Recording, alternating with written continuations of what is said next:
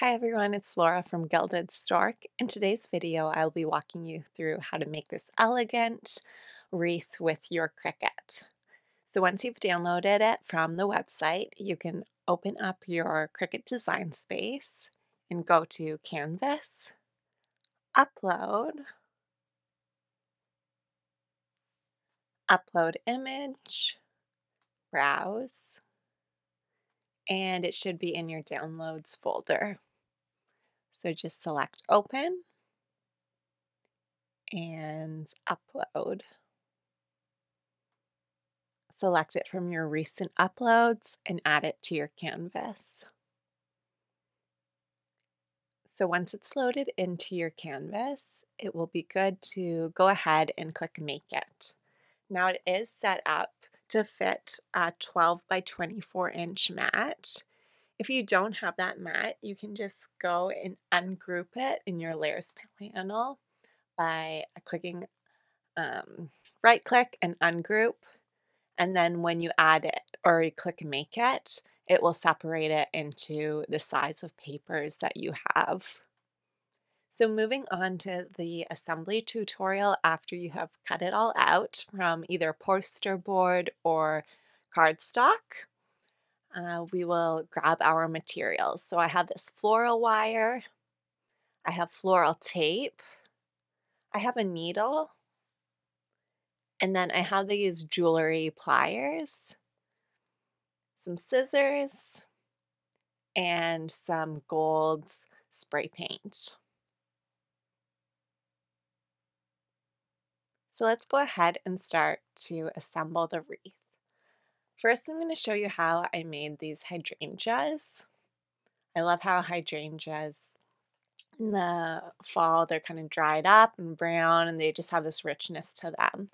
So I made it a little hole with my needle in the center, then I strung a piece of the wire onto it, and then I'm just using this plier that has the rounded ends and twisting it so that it creates this little twist. That will allow me to slide the flower up to it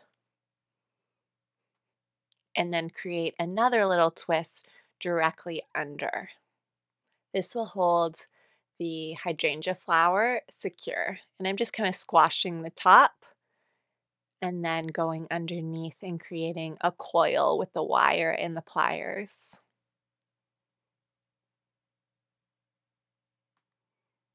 And then I'm going to squash that one together. So you can see it's holding it securely after I press the two coils together.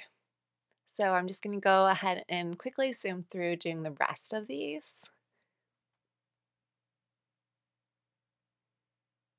Take your time with this. I don't know, I find like crafts like this are very just enjoyable to take my time with. I'm not trying to rush it. And then I'm gathering a bunch of them up and twisting them together at the bottom. And then just kind of spread them out. So I have one of these and I have a bunch of other little bunches. So moving on to my ferns, you can see I've already done two of them onto one piece, and this one I'm just going to put onto one floral wire, and I'm going to punch holes all the way down the center of the stem. That will allow me to thread the wire through. So just speeding this up,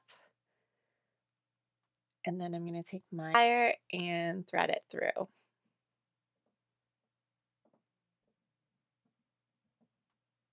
Kind of like you are stitching or sewing. Just up and down, and pushing from the bottom to bring it through. And don't worry if you bend your cardstock during assembling all of the stems. It's totally fine. You probably will do some bending when you put the whole wreath together, and that just adds a more natural texture. And when you add the spray paint, it will kind of cover it from looking like bent paper. So next I'm going to attach this one to the oak leaves just with some floral tape. And I did find later on that it was handy to add just two pokes with the needle so I can secure the wire in that way before adding the floral tape. So just a little bit of a tip if you'd like to try it that way. You can also use like a glue gun for this too. I always like to avoid the glue gun if possible. Um, so that's why I didn't choose to use it for this one and chose just to do wire and floral tape. But totally, if it's easier for you to use a glue gun, go ahead and do that. Again, it would be covered with the paint. So these combined oak leaves, I just threaded the wire around and twisted it. It's not very secure, but I'm happy for it to dangle when it's added to the wreath. Now I'm assembling the base of the wreath, just twisting 3 pieces of the wire together and looping the ends. So you can see I have it here, and it's about 10 inches long. It's basically the length of the wire stems minus the looping. So I'm just going to lightly place all of my leaves and ferns and flowers down just to get an idea of how I want it to lay out. And then when I have an idea of how I wanted the ferns, which would be my base because they're kind of the largest, I'm just twisting it onto the base. This one I want to go a little bit longer, so twisting more at the end of the stem. And I'm sorry that I did not capture that fully on camera, but I think you can see um, what I did by the finished result of just twisting the stems on the main wire base.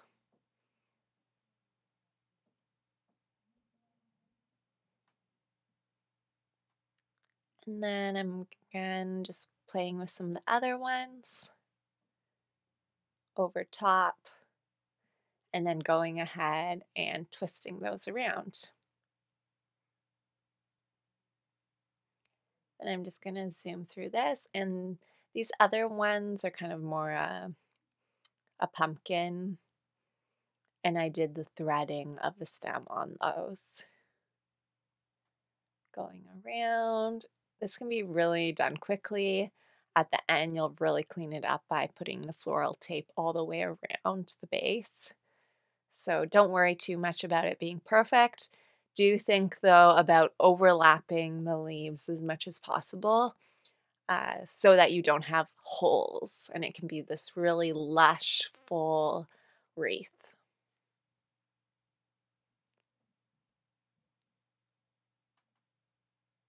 Just continuing around, working away from the outer sides of the wreath inwards. And you can see that I'm overlapping some.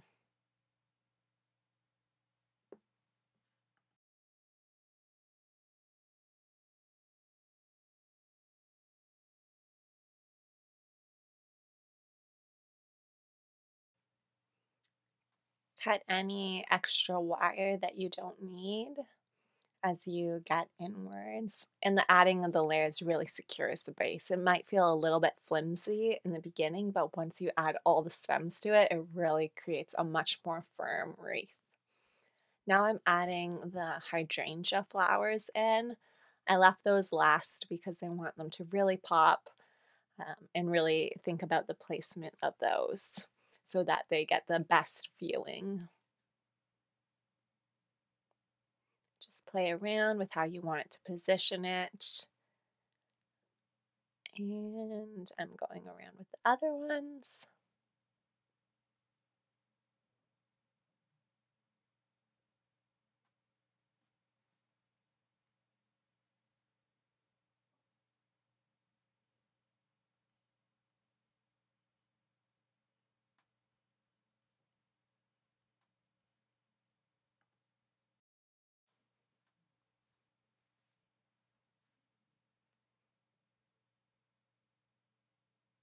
Now, once you've added everything on, you can start from the very top, just underneath the loop you created, wrapping your floral tape around. What this does is it hides all the rough wire and it also protects you from getting poked when you're handling the wreath in the future. So just go around working your way in between each leaf and securing the stems of each leaf. It's a little bit tricky at first, but once you figure it out, you can be a bit rough and you can play around with the placement of everything after you've done the floral tape. And you can see even at this point in the craft, I was wondering, is this actually going to turn out? Because it does not look great. It still looks a bit messy. I didn't have a green wire. I'm just using what I got. The floral tape, it looks rough. And things are looking bent, but hold on, it looks so amazing after you've got the spray paint covering a lot of faults. So don't worry too much, just play around with it the best you can, and then you'll see a transformation really at the end after you spray paint. So I'm just playing around with the placement, and you want to get it looking everything placed where you would like it before you do spray paint.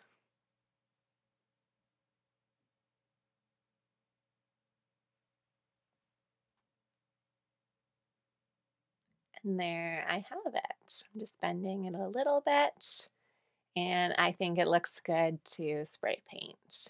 So find a well-ventilated area, go outside or your garage, protect the bottom surface, and give it a good coat.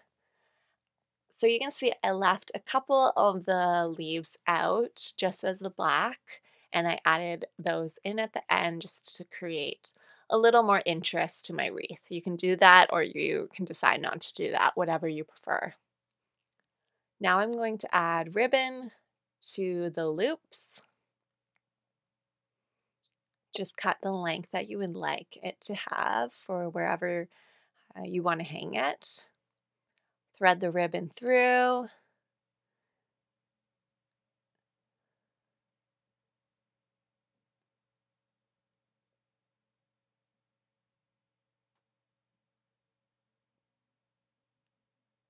And then tie. And go ahead and do the other side. You'll see from the photos I've also added a bow. So if you'd like to do that, go ahead.